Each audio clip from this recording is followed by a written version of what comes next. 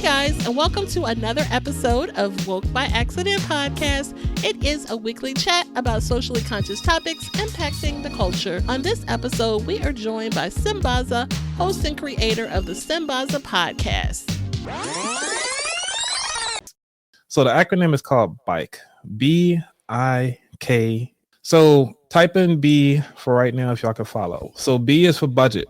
This is a financial plan to project your what you want, the outline for your income and expenses, because obviously you got to pay things and get things out of there. The second thing is your income. The reason why the I is income, because that is one of the things we all know how to do, but this is the engine that drives everything. Think about it, these as like the pedals on your bike, because the more muscle that you build, the faster this thing can go, which means that the more income you can make, the faster you can achieve your goals. Now that we got that, think about K. K is the knowledge, which is the understanding and the skills that are necessary to complete all of the tasks that's necessary to either A, make sure your household is in order, making sure that you know where your money's at. Also, you know, when's your next paycheck coming in? What skills that you need to build to take you to that next level. Now, E is execution. If you guys can write down execution. A lot of people right now, they want to execute, but they don't have the other three. Execution is a process of carrying out that plan or strategy. And this is where you're turning your ideas, everything that you planned, everything that you budget for, all that knowledge that you gained. This is where you turn that into action. So once you put that together, you're understanding that this is something that you can rely on. And this is something that will take you to wherever budget that you're into, whatever situation you in, you can get back on it. Because when you're riding a bike, you could fall off, but you know how to ride a bike. You can get back up on it and just start pedaling again. Hey guys, and welcome to another episode of Woke by Accident Podcast, a weekly chat about socially conscious topics impacting the culture. We are happy to have our most favorite co-host, Sambaza, host and creator of the Sambaza Podcast. He is a 3-time nominee for the Best African Diasporan Podcast by the APVA, and he is from the Republic of Kenya in East Africa. He has been a presenter at the Afros and Audio Podcast Festival and recognized by the Jollof Radio Media. Hey, Sambaza, how are you? Hey, I'm good, Jen. How you doing today? Doing well. Glad to be here. Another great, exciting show. We have a special guest. Really excited about our topic today. Holidays are coming up. So, you have anything special you guys do for the holidays? Big family gathering? Yeah, it's gonna be a big family gathering.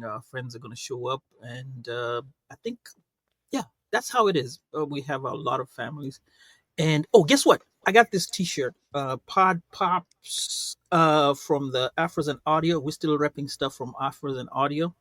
Okay. And actually, our guest is a former Afros and Audio attendee as well. So Okay. it's all about what do you call it, collabos and getting together as a community and family. Absolutely. So, yeah, that's definitely worth sharing that our guest is another content creator that we were able to network with. And shout out to Sambaza, who actually worked networking out on behalf of the show. And yeah, that is how we got our next guest. So we're really excited about that. And we will tell you more shortly, but we'll be talking about finances and money. So really excited about this topic in particular. I know I feel this way about money. Something that, definitely we want more of, and how can we, you know, be our best financial selves and all of the things. So, yeah. And what did we say? Money, money, money, money. Or it's all about the Benjamins. Either one, whatever. Well, So, in particular, living paycheck to paycheck, that concept and how we can free ourselves from that. thoughts on the topic and before we introduce our guests. I can't wait to get into this topic because we all have this issue about living paycheck to paycheck. So Mhm. um, when we get our guests to come on the show, he'll probably tell us more about how to overcome it and be better with our monies. And especially now, we're going into the holidays, and this is when you spend a lot of money and you can't get to kind of catch up come January till the end of the year. So you might put yourself in this loop of losing money all the time. So you kind of have to be careful, especially during the holidays. For sure. Yeah, definitely. It's would behoove you, or to have a budget and be a little savvy about your finances, especially around the holidays, and any time really. Especially when you have small businesses and maintaining a household and mortgage and all of the things. So let's get into it. So really excited to introduce our guests. We are excited to have the insightful host of About the Wallet, a podcast dedicated to financial literacy and empowering listeners to take control of their finances.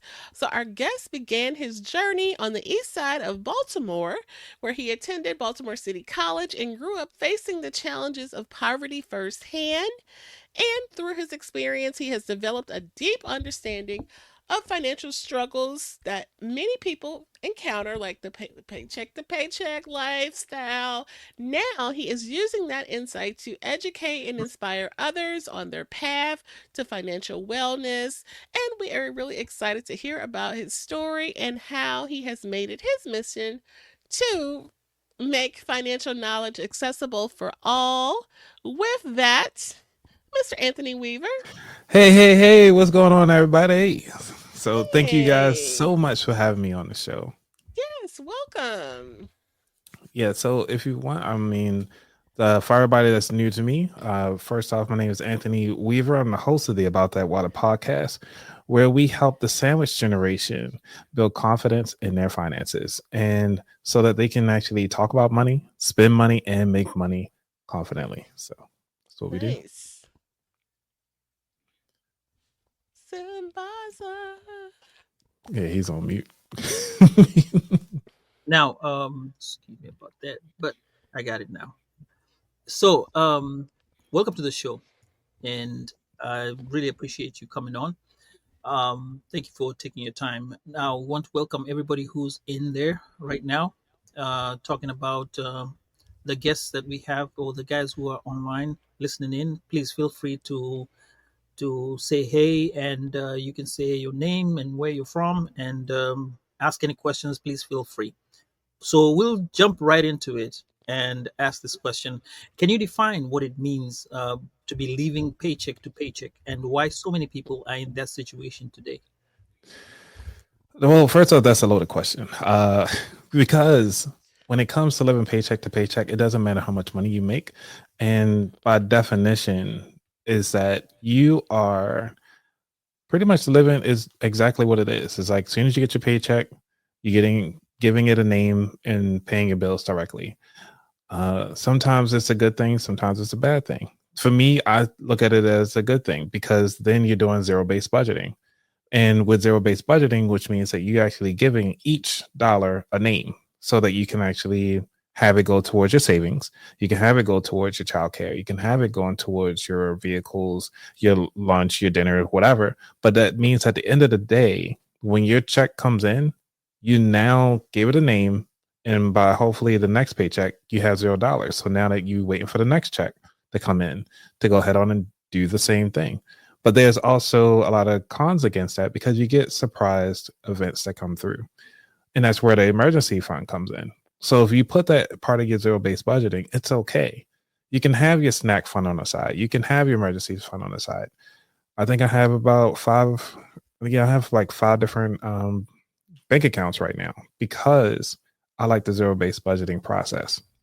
So it really depends on the person and also the mindset of what they're planning on doing with their dollars. And sometimes you have to say, like, what is it about that person, or what lifestyle are they living? Are they living beyond their paycheck? Mhm. And that's where it becomes a problem. And that's where it becomes an issue, because a lot of the issues, now keep in mind, everybody, this is for educational purposes only, because personal finance is personal. So take what I say, it's like a grain of salt. So, just season it with whatever you want to. But one of the things is that when it comes to understanding your finances, you need to know your lifestyle. If you're not making enough to live the lifestyle that your friend is doing, that your buddies are doing, you want to go out on the weekends, you want to do all these fun things. So you're seeing people on social media doing all these things. Do not compare yourself to somebody that's living on credit, because you will find yourself chasing that dream that you thinking they have it all together, and they could be in debt. So you need to really think about what it is that you're trying to achieve for your life and stick to those. You need to stick to your morals.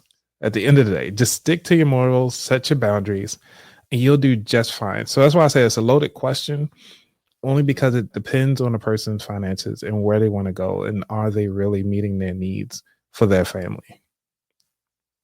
You mentioned living beyond your means, and that's really kind of the nuts and bolts of why someone's, you can speak more to living beyond your means. I think I know what that means in my mind.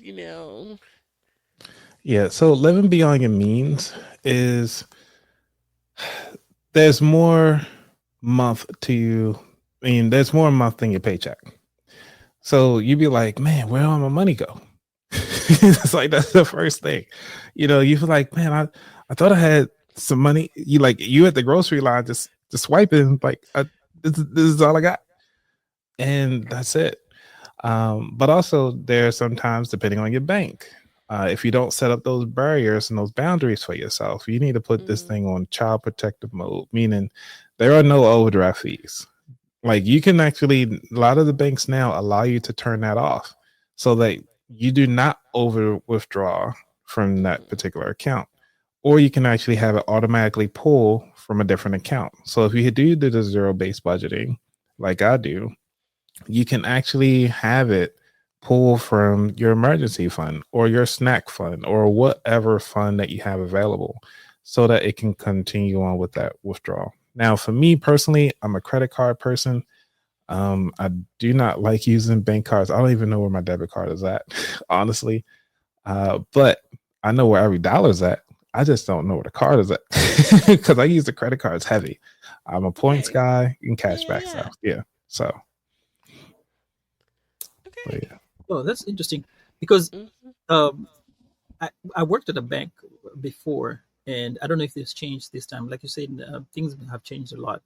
They would allow you to overdraft at least $120. One of these banks would allow you $120. Once you hit that $120 mark, then they start now charging you on overdraft fees. And I think Texas, they used to charge you, and I'm saying used to because I don't know if it's still there. They would charge you like every transaction, whatever goes on. California used to charge you until a certain amount, and then after that, they would just stop. They will not go over a certain amount. So different places, banks act differently. That's kind of what type of knowledge people should know. And I like the fact that you said credit cards, and then you get the points back because those things add up. Hmm. You know Yeah. how to do it right, and that takes a lot of discipline. A lot of discipline. It doesn't take a lot of discipline, actually. Think about Mm, it as a like a disease, right? So say if you go to the doctor, right? The doctor tell you, hey, you can't have dairy anymore, or you will lose your big toe. Will you stop eating dairy immediately? Or will you try to snake a bite, like, man, it tastes so good? You won't chance losing your big toe, right? Or right, your foot or your whole leg or something like that. So right. treat it the same way, because this is a lifestyle now that you've chosen. And every lifestyle that you choose requires a different type of sacrifice. Hmm. There's levels to the money game. which means that you need to know those sacrifices from a mental standpoint, from your social standpoint, from the way how you carry yourself. Everything is encompasses into the spot where it actually impacts your dollar and how you're actually spending it. Because if you carry yourself like you look at somebody else's shoes, like, man, there's some busted up shoes. Why don't you worry about the person that's in the shoes, not about the shoes? Those shoes probably got a story to tell. But depending on your culture, you just look at their attire, be like, oh, they a bum. They ain't got nothing on. And I believe, what was it? Mark Cuban, or was it the other guy that was on Shark Tank? The tech guy. Forgot his name. But he was saying it's like, worry about the person that's not in the suit. The person that's in a regular t-shirt is the one you need to worry about, because they choose to do that. Versus a person that's in the suit, they have to do that. And because when you start understanding your self-value and your self-worth, and this is the reason why I do the show, is to build that confidence. It's like, you don't have to worry about what other people are saying about what you're doing with your life, what you're doing in your household, what car you drive. Are they paying those bills? No. Are they paying you for the new shoes? You can complain about the shoes all you want to. It was like, hey, well, then give me $50 for some new shoes then. It's the difference between complaining about it and actually being about it and do the work. Because a lot of the times this financial stuff is a lot. And it can hurt somebody their feelings. And that's why I'm kind of afraid for this newer generation that are getting access to all of these phones and everything like that, because they're comparing themselves to what other people have at an early age. Versus, because we come up into the holiday season, you know, everybody want the latest shoes, the latest clothes.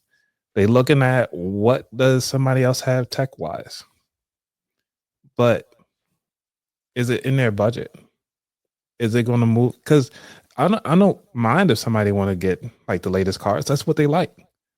That's what they want to spend their money on. Go for it. Have fun with it. Mm-hmm. That's why personal finance is personal. Get what you want. I'm sorry.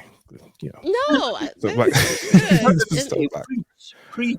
Yeah. But you know what? There is pressure because people do stare and look at your shoes. You know what I mean? And as a lady, they look at your hands. And if your hands, you know, your nails are not, you know, my nails are not done right now. You know what I mean? Right. But sometimes you notice that people will like look at you like, oh, she kind of a, in your mind, you think, they think I'm a bum because my nails aren't done, or you feel like, you know, and you notice that people look down at your shoes like, yeah. You know, so there's pressure to, okay, I need to tighten myself up and portray a particular image, and oh, I may have to push, you know, the limit on funds to keep up with the, you know, I hate to say keep up with the Joneses. I hate that expression. I really hate that expression. But we do it. We do. We do it. We'll go philosophical when you start talking about, if you know it that you have $1 million in the bank, mm-hmm. and you drive, say a Toyota Corolla, and somebody comes by with a Mercedes Benz or a Range Rover, mm-hmm. And like you said, let's talk about the shoes. You're not dressed up all that way, but at the back of your mind, oh, you have $1 million sitting in the bank. Is it more philosophical, or is it something that you grow into? Understand? Again, if that's what they like, that's what they like. Because, like, for me, I like tech stuff. Like, for me doing this podcast, yes, I could have got a cheaper mic. Yes, I could have got less lighting. Yes, I could have gotten something besides the sound deck that I have, because I want to make sure that the message is clear and fresh for everybody, because, you know, this is what I enjoy. So if somebody gets a Corolla, then that's not what they value. And so when you want to compare somebody to every little thing you purchase, you're going to be sad. Wasn't it what comparison is the thief of joy or something like that? And because you want to keep comparing yourself, you're going to constantly feel like you're worthless. Mm-hmm. So be comfortable in what you have today and where you've came from. And I like this conversation about, when it comes to generational, because you also think about generational wealth, right? Or generational impact and showmanship on things. I can give you a perfect example. When I was growing up, I say in high school, my mom was like, "Hey, you need to get a leather jacket." And I'm like, "Why do I want to get a leather jacket?" She was like, "Because all the kids getting them and I never had one." And so she was like, "All right, cool, you get a." So then, like, she pretty much dragged me to the store, bought a leather jacket. I spent what, like $200 on this jacket, wore it one time to school, and I left it in the closet because I was like, I'm not a leather jacket person. Mhm. It was never my thing. And because she wanted the best for us, because she didn't have it, it's like the more I didn't even want the best. I was like, I'm just happy to be alive, happy to have some clothes and a dry roof over Oh my head. wow. So I'm very minimalist as much as possible, even though you see all these books back here and all this stuff. But these are sentimental things. Yeah. But, Yeah. these are like little tokens of like everything that I have now has a story. And I don't want it to be of like, oh, I'm collecting this thing just because, oh, because somebody else has it. No, I want to get it because this is something that I value, something that I'm proud of.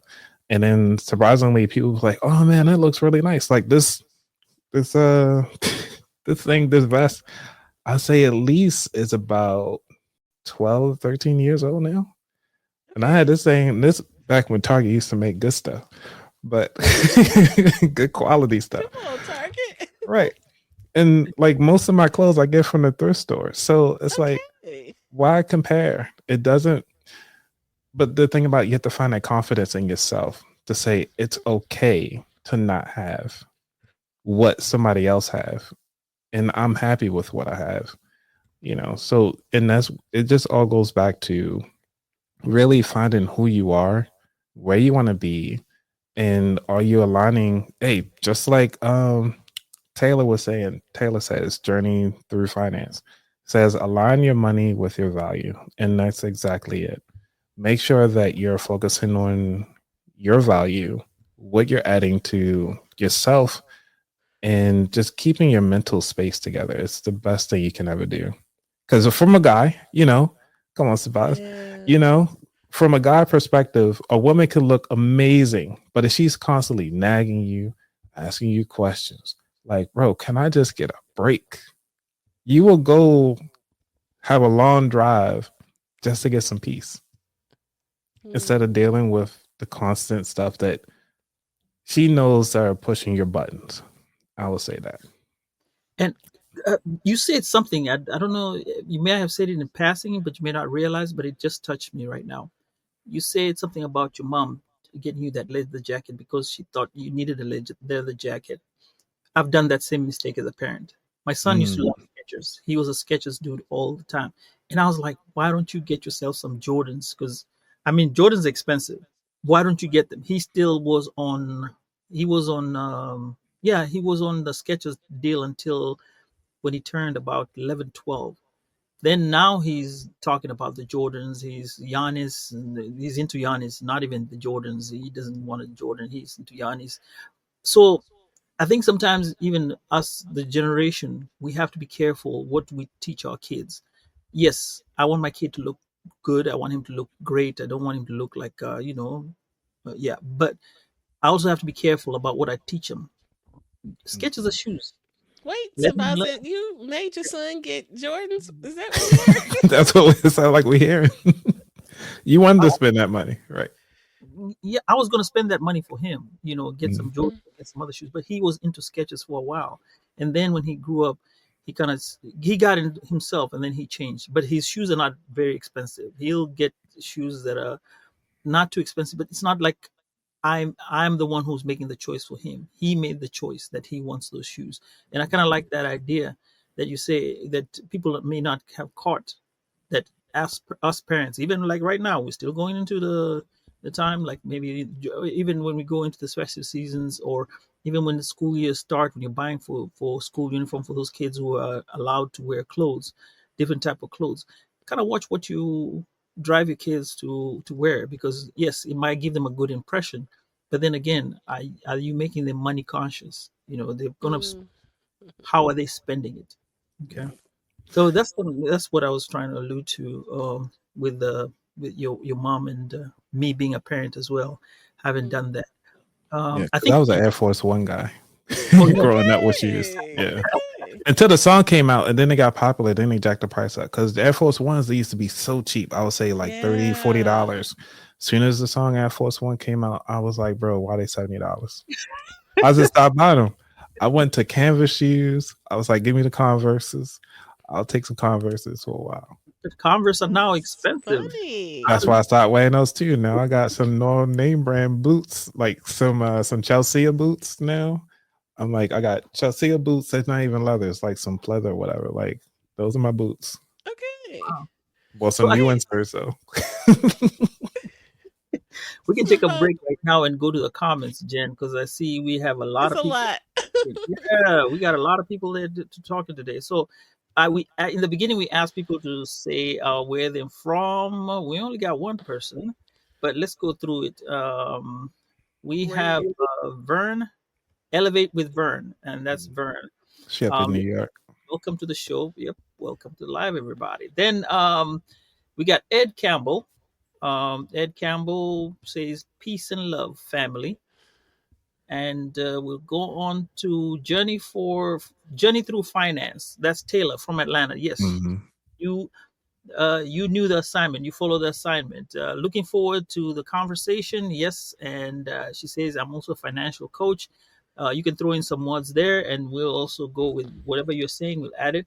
She also says here, love that personal finance is personal. What a Mhm. word! Phew, oh, phew, a word. Um, then Tiffany Bird says here, it does take a great deal of discipline for some. You should not charge what you can't pay for at the end of the month. Using credit cards can be deceptive if not disciplined. Ooh. That's true. What do you say about that? Uh, um, again, goes back to your values.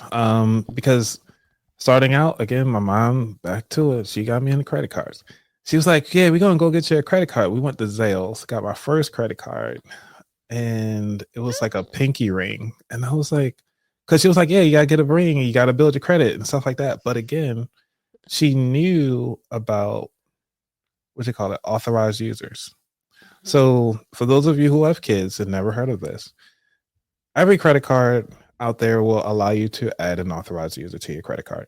Now, there's going to be age limits. I put a post up on Instagram a long time ago. I might have to bring that back up to light.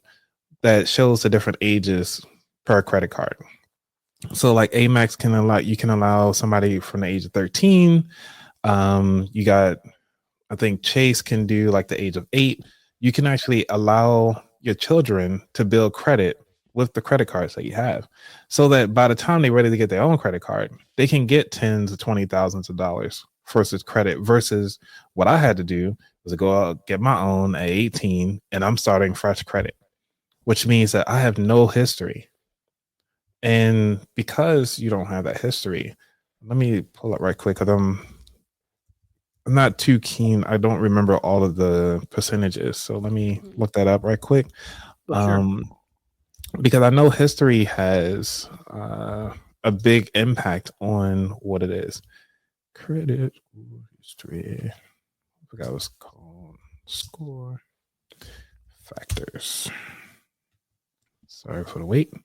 Okay, so length in history is at 15%. I mean, but payment history is 35%, Mhm. which is the biggest percentage out of the whole wheel, as far as your credit score, the makeup, because 30% is the amounts that you own. You got new credit, 10%, 10% for credit mix. So understanding that the credit history is the biggest thing that you can ever have for your credit. Imagine you at 18 and you have 15 years of credit history because your parents already had a credit card before then, and they just add you to one credit card. So again, you're going to have that talk. And this is the reason why, what you call it, I refer credit cards as the oven. So Okay. what I mean by that is like an oven can burn your house down if you don't use it correctly, right? It can burn your food. You can add a little crispy to it. And it's like, oh, yeah, it's not burnt. You can scrape it off. But if you treat it nicely, you can make an awesome meal. Thanksgiving's around the corner. You even got the stovetop options now. So with that being said, if you look at the credit cards the same way, yes, it can mess up your life if you don't use it correctly. But it can also provide you free resources. Like I travel to I go to FinCon every year. So I travel to FinCon for free every year. So I get free hotel stay, free flight because my credit card points. And all I do is just pay off the bill every month. Well, actually, I pay it daily. Every time I use it, I pay it off. But those are the perks that I get for using it correctly. And people are like, well, how you use it correctly? Just follow the rules. They give you a nice little packet to say, like, hey, if you don't pay your bill, we're going to charge you this. But if you pay your bill on time, you'll get these perks. So understanding that piece is such an amazing thing. And so, yeah, so when it comes to credit cards, it's a big thing, but you don't need too much guidance. It's just an understanding of how to, like, again, there's levels to these things. When you're introducing credit, you need to know the rules of that game. When you're introducing real estate, that's a whole nother credit because you're taking debt on. That's a whole nother rule to that thing. And again, like people try to say, well, it's your house as an asset. No, you're still paying for it. You're living in it. You're not making money off of it. Blah, blah, blah. That's a whole other conversation. But we'll continue that. We want to go through the comments here so that everybody gets a chance. Journey through finance. She says the Joneses are broke, right? Now, welcome to the show, Sophia Stokes. Hey, Sophia. Welcome. And then I like how all my folks came through. I appreciate it. Yeah, all your folks did come through. Yep. And Journey Through Finance says align your money with your value. And then Sophia Stokes comes again and said, I had many a teacher tell me quality over quantity. Well, that's true. And then now this tool for $99. This must be the Target thing. Could be. Yeah. So but I was thinking about the Nelly song when he was talking about it could get for $2.99. They used to be for $2.99. Okay. And I'm not sure. I mean, she could be. Yeah, the Air Force One song. Yeah, when I talk about Air Force Ones. Yeah. Okay. So Ed says prep cooking has saved me a nice amount of money, and I cut back on ordering out and going out to eat. It's also more healthier. That's one of the ways to whatever. So guys, keep chatting on the chat, and we'll pick up some, and then kind of if you have any questions, we'll keep asking, and then keep continuing with the chat. So next question, Jen. I think you have the next question here. Oh, I know y'all had a set of questions. I can keep running. We veered off. We have veered off the wagon. I think we're talking about financial freedom and breaking out of the paycheck cycle. How to get out of it. So we were talking about breaking this paycheck to paycheck. I like how you said giving it a name or giving it a place. But the question was, what's one thing that you wish people understood more about financial freedom and breaking out of the paycheck to paycheck? And so you can just take that where you want it. Let's see. Well, you have to kind of figure out what is it that you consider, wealth. What is it? What is it for you, for your family? But also this is where you need to be stingy. Because it's your life. Where do you really feel like you can take your life with this current resources that you have? What are you willing to sacrifice? It goes back to what are your values? And this is more of an emotional side of the house, not just numbers, because numbers is really 10% of the value of this whole equation. 90% of it is all emotional. And what I mean by that is because, yeah, everybody could be a millionaire in 10 years. All you have to do is just take 90% of your income and invest it. Live save. They always say, the book, The Richest Man in Babylon, always pay yourself first at 10%, and then pay all the rest of your dues from that.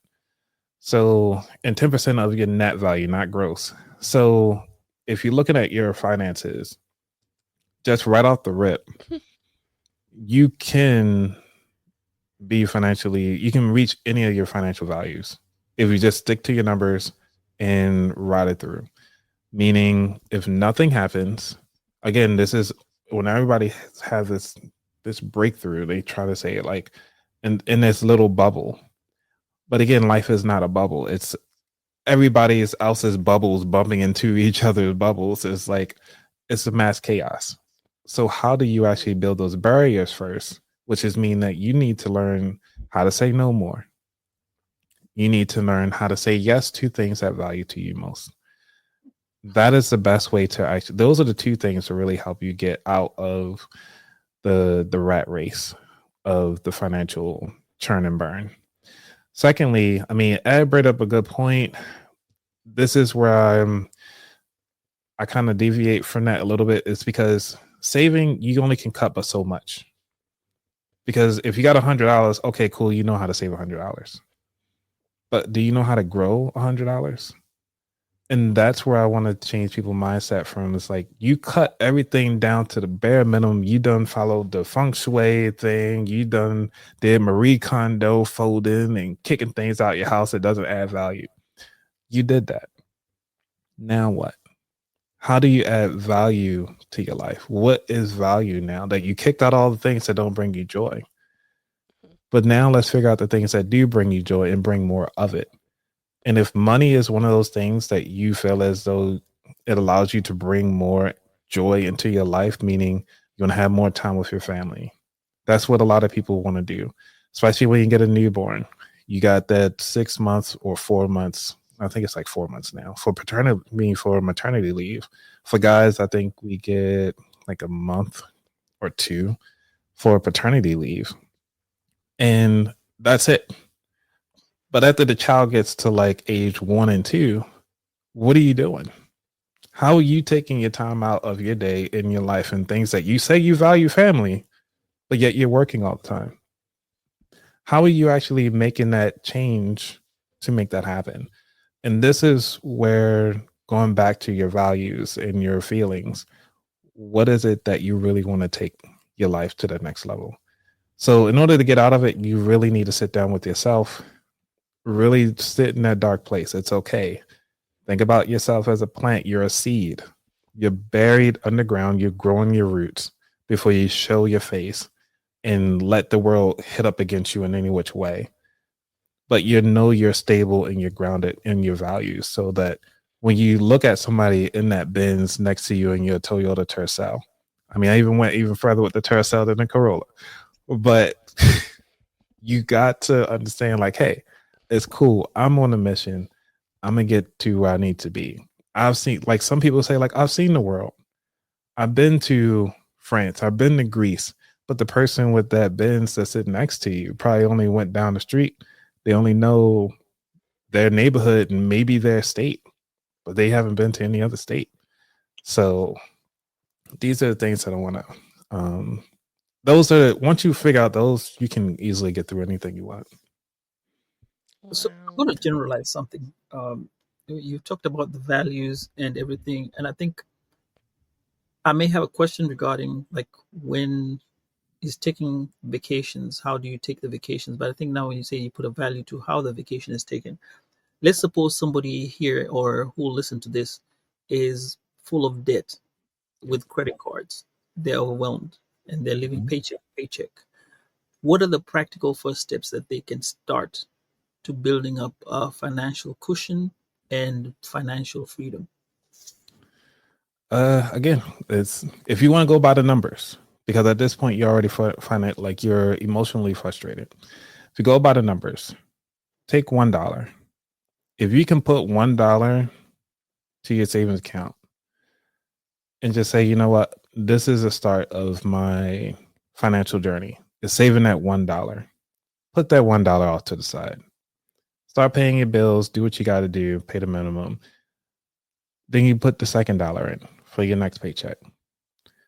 Soon you'll actually have what is like 26 paychecks in a week if you do get paid bi-weekly. You'll have $26 by the end of that year. But say, hey, you got a bonus. You start throwing in $2 or $3. You might have $30 by the end of this year. Nobody knows. But the fact of the matter is that you took that first step to start figuring out what it is that you want to do and get to where you want to go by taking that $1. And it all starts with $1. Remember, rain creates puddles, creates oceans, and it just starts with one drop. So start with that. Secondly, I would say is to get on a budget. You need to know, and you need to know where your money's at, because ultimately most people who are frustrated don't know where their money's at. And I actually created a little acronym here that if you guys like it, if you don't mind, I got time. Do I got time to talk about that? Yes, please. Okay, wait, we can like hurry up. Like, all right. So I created a little acronym that I thought hopefully you guys like it. I think this is like the third podcast I've been on to talk about it. So the acronym is called BIKE. BIKE. If you guys want to write that in the chat, so at least I know y'all following on. All right. So type in B for right now if y'all can follow. So B is for budget.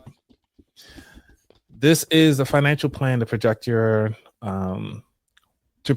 what you want, the outline for your income and expenses, because obviously you got to pay things and get things out of there. The second thing is your income. The reason why the I is income, because that is one of the things we all know how to do, but this is the engine that drives everything. Think about it, these as like the pedals on your bike, because the more muscle that you build, the faster this thing can go, which means that the more income you can make, the faster you can achieve your goals. Now that we got that, think about K.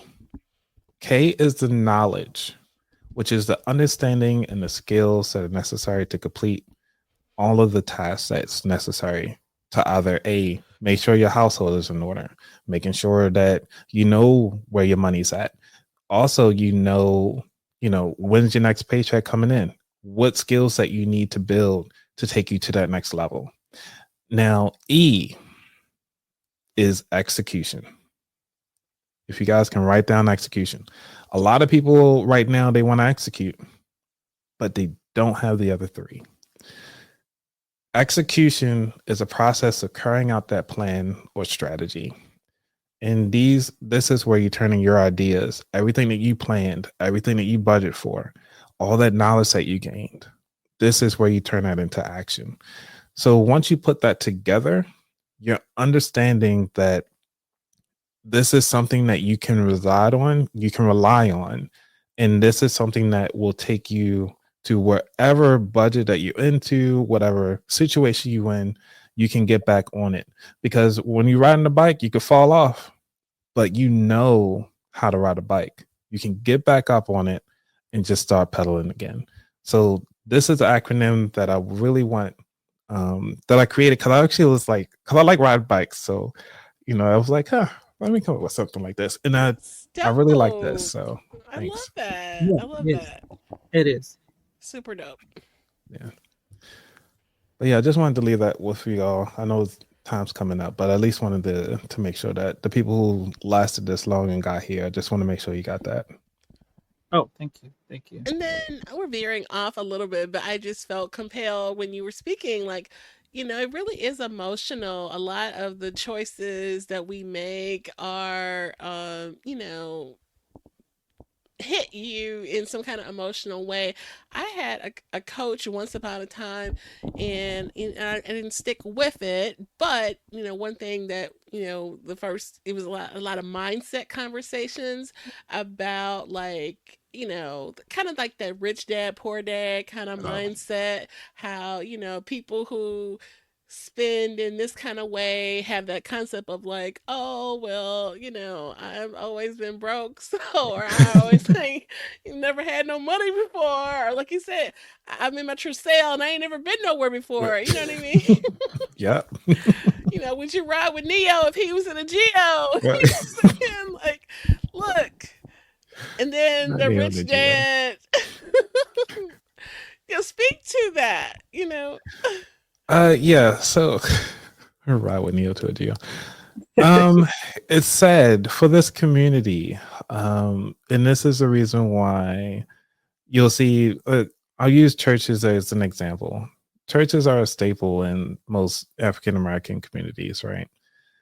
Now, if the pastor shows up in a shirt that's kind of dingy, shoes are okay, but they scuffed up. The pants is probably don't have a crease in them. They will not respect that pastor. And not too many people in the congregation would even show up just on appearance alone. But yet, somebody who has the glitz and glam, they got flyers, they got lasers, they got the full band. Oh, they must be doing something. So you want to give them more money. Show me the money. Like, but it's like, how are they any better if you're supposed to be reading the Bible and the Bible is supposed to give you the message? And it's a lot of times they say, if you've been through some mess, you qualified to be the messenger. So let the person who's been through some mess tell you about their mess. Like, I don't know. But the appearance has it for this. It's sad in this culture, and even in this day and age, it's like we still look at appearance as a way of like, hey, this person is doing well. For me, if I see somebody riding around in a busted up vehicle, I don't think they broke. I think they just have values and other things. They value other stuff. So, but a lot of times you can actually learn a lot from a person. For ladies and guys who are out there dating, if you see somebody with a junky car, usually that's kind of what their house looks like too. So yeah, to keep that in mind. I just want to throw that out there. But yeah, as far as the appearances, I mean that is appearances that you have to really, I don't know, you have to read more into it, because sometimes a lot of people who smile and laugh in your face usually have a lot of stuff going on behind the scenes. Because at the end of the day, once we turn these lights off and shut down at the end of the day, we still have a calling to go through. We have, family to tend to. We have, I'm hungry, so I got food to tend to, so it's like you got things going on behind the scenes that we don't showcase all the time. And people who know me, who've been rocking with me for a while, know like I'm as transparent as I can be. I'm approachable as much as I can be.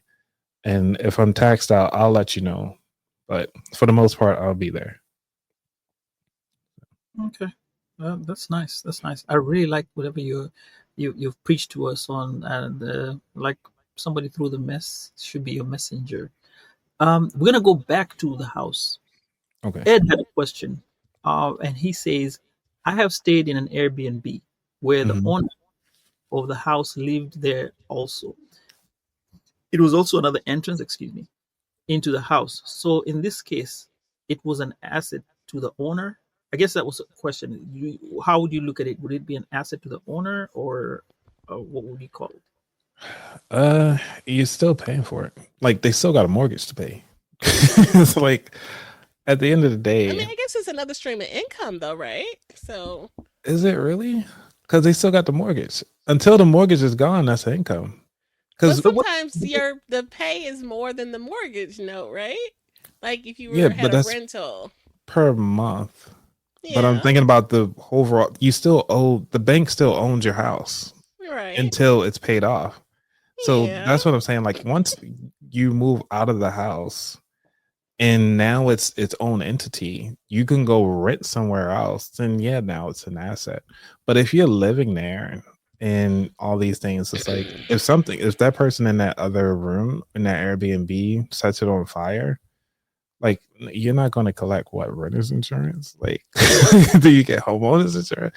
Like, there's so many from an asset perspective. It's like giving it up is like, I'm not sure. Yeah, I want you to explore this, and I have a question, because I have a very good friend of mine and he's also into the financials. Hmm. And well, not he's into the financials. He is actually he's in finance, and they have their house, big old house, and they put it on as an Airbnb.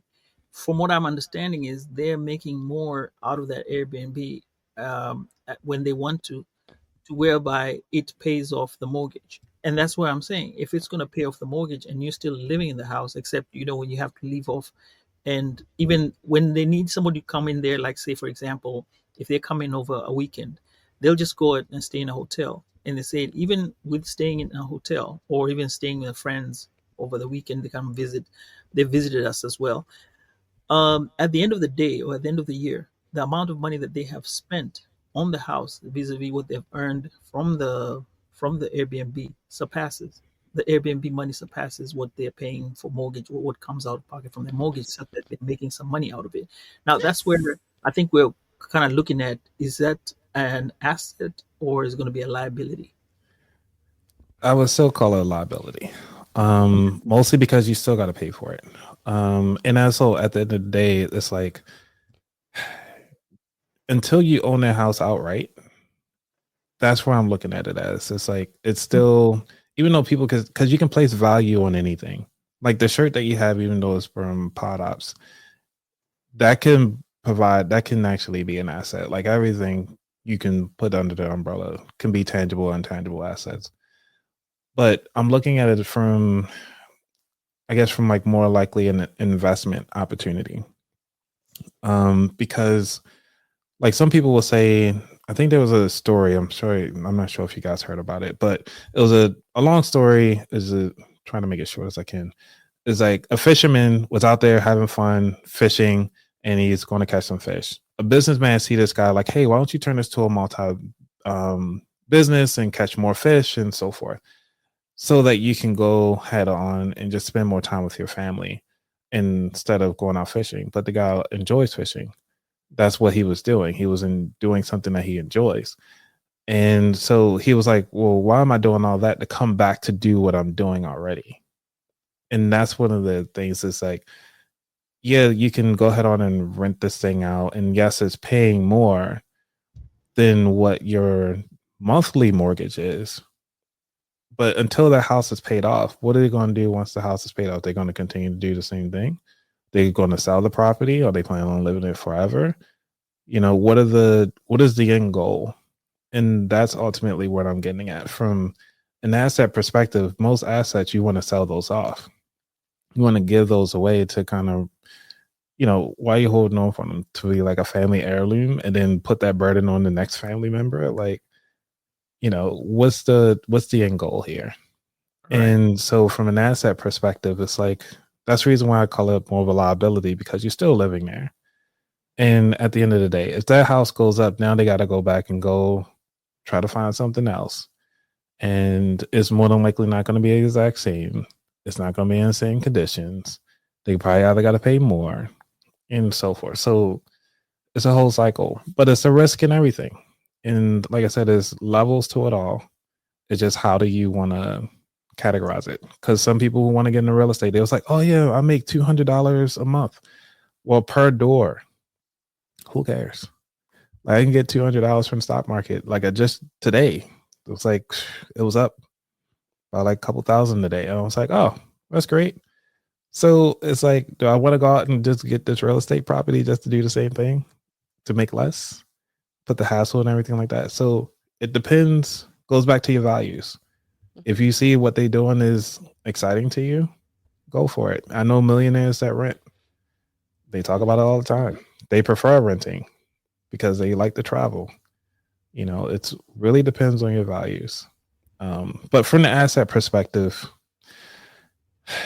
I still put that, especially if it's your primary, I still call that as your liability more than your asset, because you got to pay for so many things outside of it.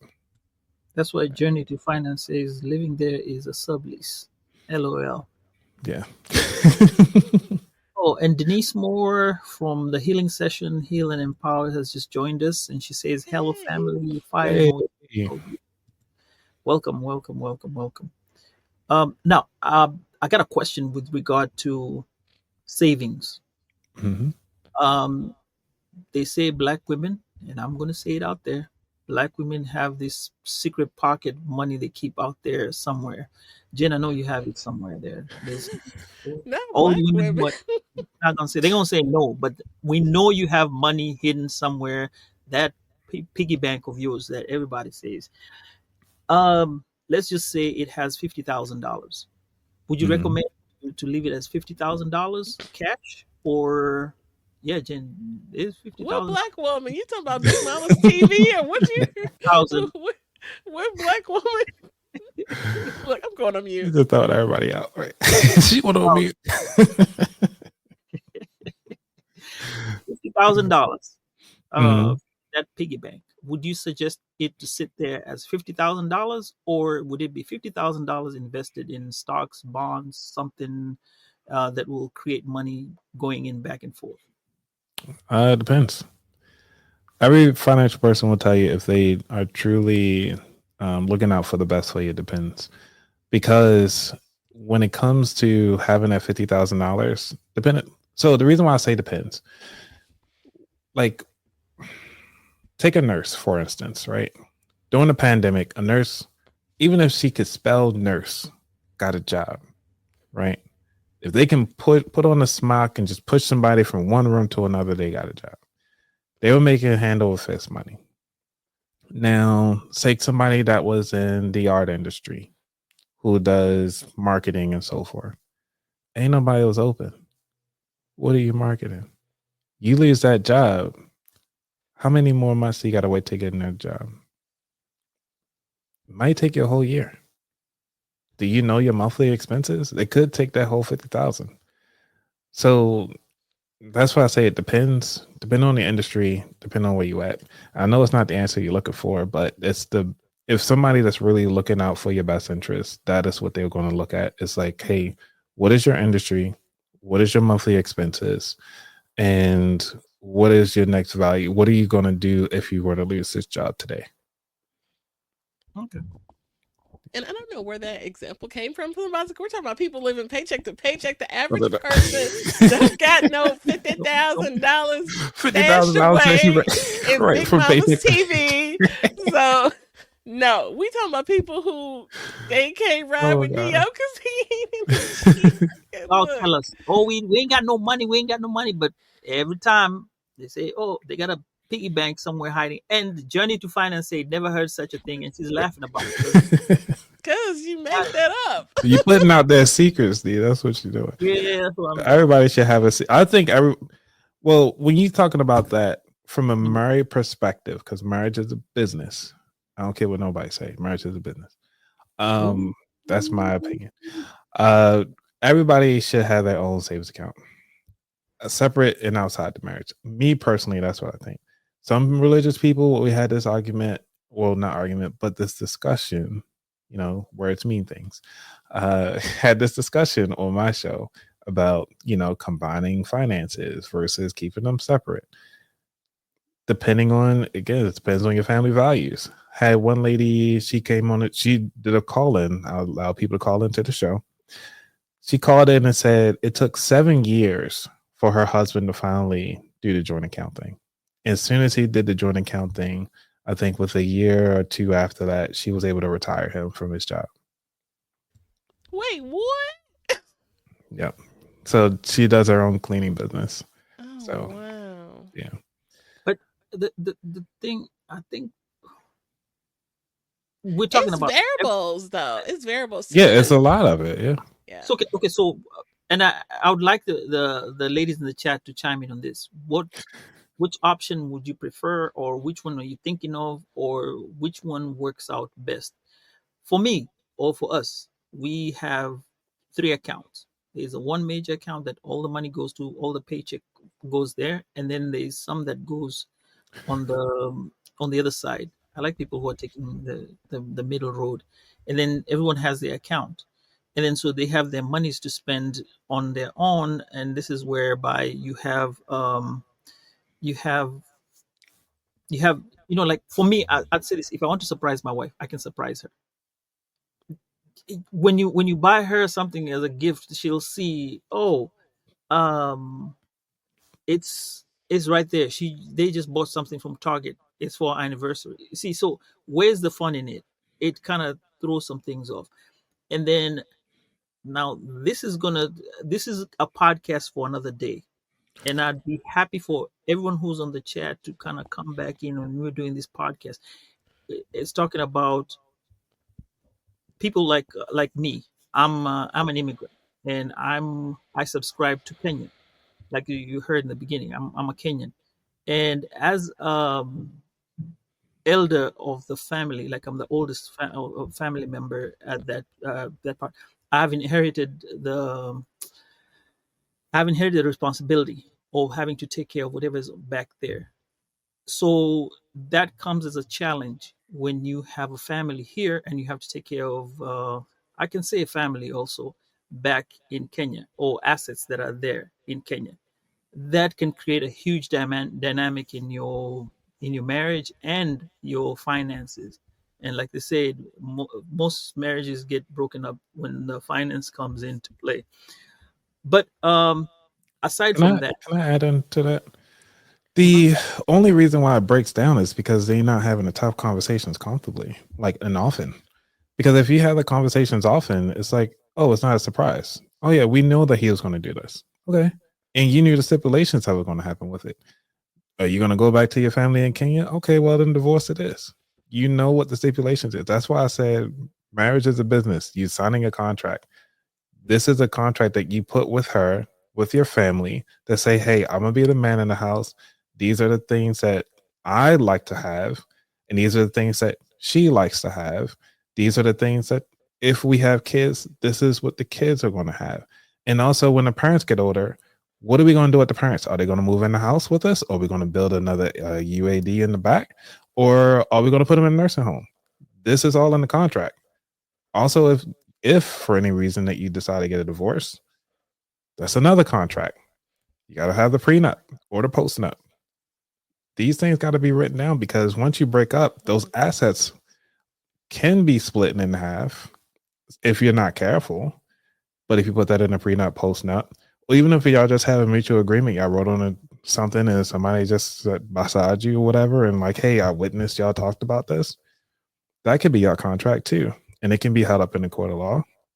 Slide that on over and be like, hey, when I leave, you keep all the assets. I don't care. I'm out.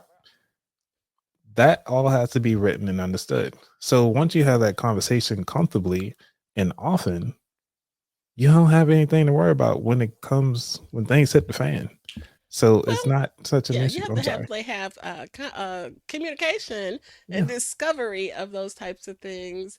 So it's like you said, it's not a surprise, and someone is not blindsided by new information. But I mean, like variables, right? People who maybe came together later in their life, maybe they were, married to another person in a different Mm-hmm. life. Now they're with this person, and the people's prior kids. It's like a whole nother dynamic. Like I know a family member where they got together, past 45, prior marriages, prior children, and prior houses and all of that. And so it was okay, we're going to mow to this house, but I got rental property. I don't have extra rental properties. You know what I mean? And so this telling me she didn't know anything about the husband's rental. And he was like, I had that, and he just felt like I didn't have to go into all these details because he had it before the marriage. And some people personally feel that way. So it's a lot of variables and layers when, people are, I'm not going to say age, but just in a different stage of your life, you have different things that you may not have if you're, fresh out of college or what have you. Yeah. And then when you pass, who's going to take care of that stuff? Where's your estate plan? And like that's what I'm saying. Like the reason why majority of marriages either break up because of finances or through death, because that's what investigation discovery is great at. Oh, they had everything, but he wanted to spend all the money at the bar, and she didn't like that. Pew, pew. And then the next thing you know, she's on like Dateline or something. That's how it happens, because they didn't have a conversation. He didn't stick to the rules of the plan that they put together, and he got the consequences. Mm-hmm, mm-hmm. It's on Snapped. I mean, you've seen these shows. 2020. It's right. I a keep going, lot right? of things. It's a lot of things that can, go on. Yeah. Okay, well, we're not going to keep you I was forever. Sabaz like, man, but I want to talk about this. We had for the future for the Yeah. kids. Like, what would you recommend us teaching our kids? A couple of steps that we can tell them, hey, at first this is what you do. I know you already Yeah. gave us that gem regarding the fact that you could have put them in the cart as an additional user. I never thought about that. That's something we might do. Hmm. What we do with our kids is they have a credit card right now, because banks do allow kids to have well, debit cards. So each one of them has a debit card, and they get to do chores in the house, and they get paid an allowance. Um, my son does a bit of work out there, so he gets more money for himself. But they learn how to spend. So they have a card, they know how to spend. But right now, he makes some crazy purchases that you sit down and wonder, like, what in the world were you thinking of? How can we teach them that, hey, this is what you need to do, even though they will not listen to us right now? They're going to have to make those crazy mistakes, and then they learn from their crazy mistakes. Hopefully we can guide them to some type of financial knowledge. How do you suggest, in your perspective? All right. First off, candy. Candy is the best way to teach a kid about finances. Reason being is because candy is a great motivator. Sweet, very small to handle, low cost entry for it, right? Everything is roughly around like $1 or $2 or even cheaper. But the cool thing about it is that you can do the value of candy.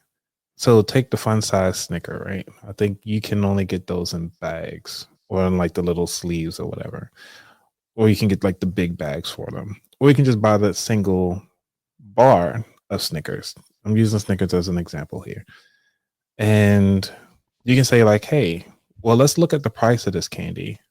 How much are you making with that? Like, how long does it take you to make this money up to get that particular candy bar? Or, how are you going to spend that? So these are the different ways that's one way of doing it. Because some people are like, oh man, look at that big old chocolate bar. And like, Easter's coming around the corner too. So it's like, how do you get them to start thinking that way? It's like candy is an easy motivator. Secondly, what you can do is Apple actually released a credit card for kids that you can actually give them. But the cool thing about it, though, they allow you to limit on how much they have. I think back in 2021 is when they introduced it. So if you have Apple Card, you can actually give them all a credit card, just put a limit on it. And so you don't have to worry about them going over or anything like that, which is beautiful. I just kind of wish other credit cards would do that too. But this is also another way to kind of put them on their limit. But this is a reason why credit cards is a great thing and also a bad thing. The bad thing about it is that they don't have that tangible dollars. If you give them cash money, they can actually look down at how much money they have versus how much that candy bar costs and actually do the subtractions right then and there. So I would suggest, because I don't have kids myself, but I used to teach, and showing them the dollar value, and they was like, man, I never saw a 50-cent piece before. Like, show them the tangible pieces of money so that they can actually figure out what it is that they like. And they will talk, just have them talk through the process, talk through their thought process on why they decided not to get this or that.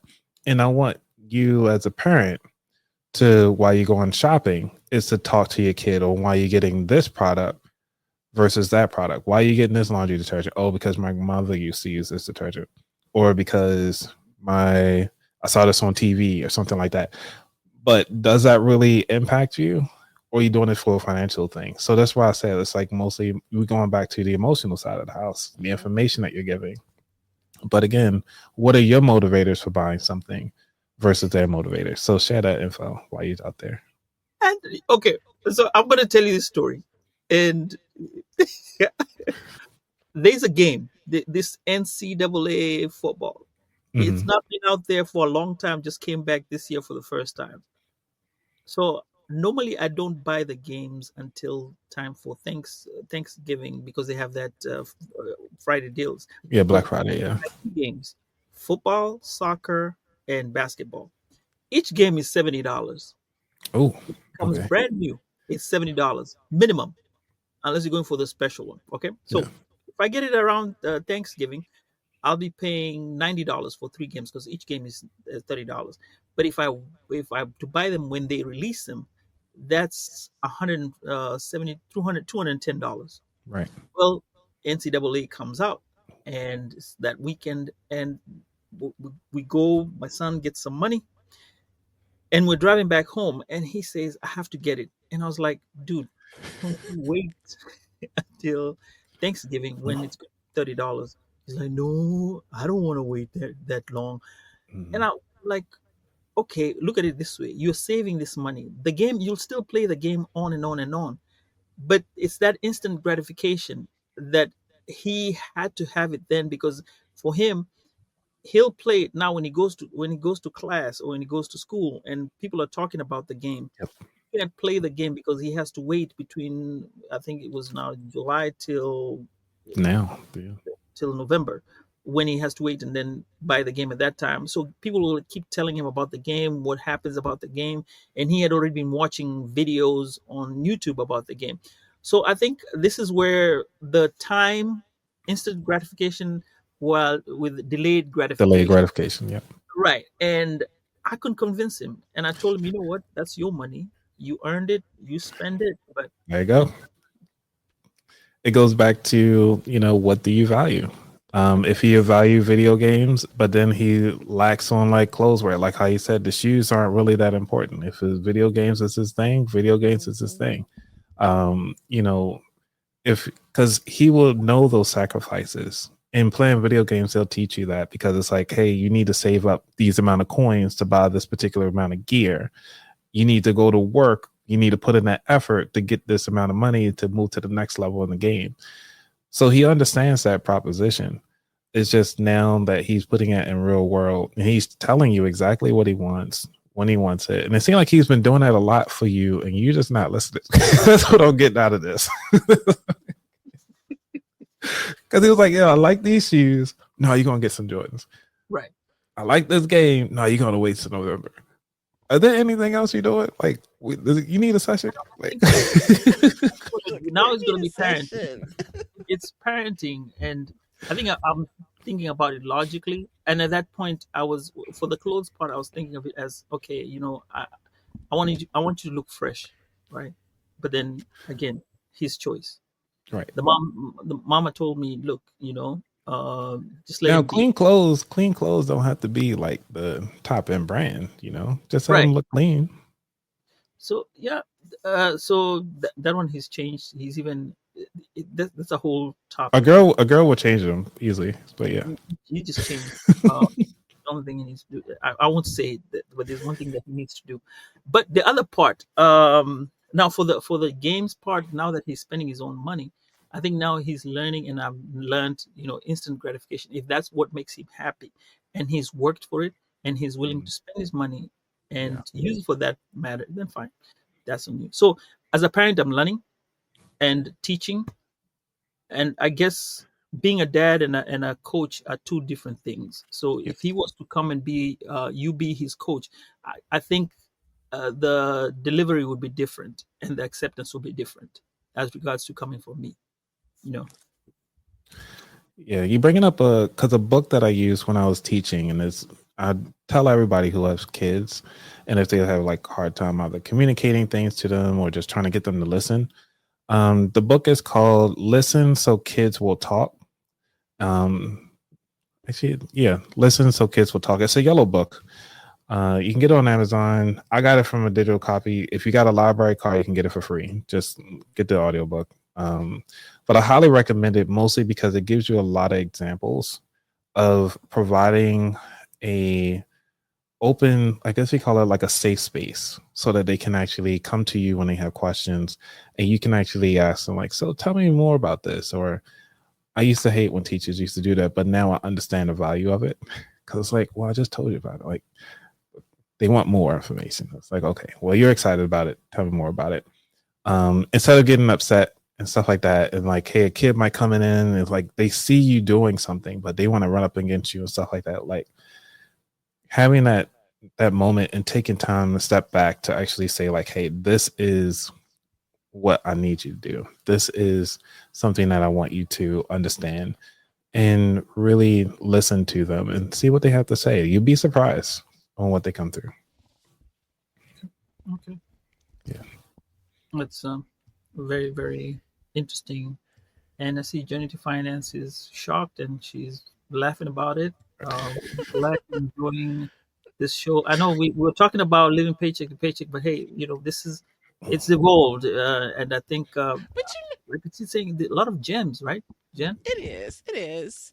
And I don't think you guys have anything to be worried about. I actually thought that was great that your children have roles and or jobs and they earn money. So they're learning that value of Mm-hmm. money. And because in some households, there is none. They just literally they make orders. I want them Jordans. I want whatever. And they don't have any responsibility. They just, you know, like at least they do know what earning for a dollar represents. So I think you guys are further along than a lot of folks are.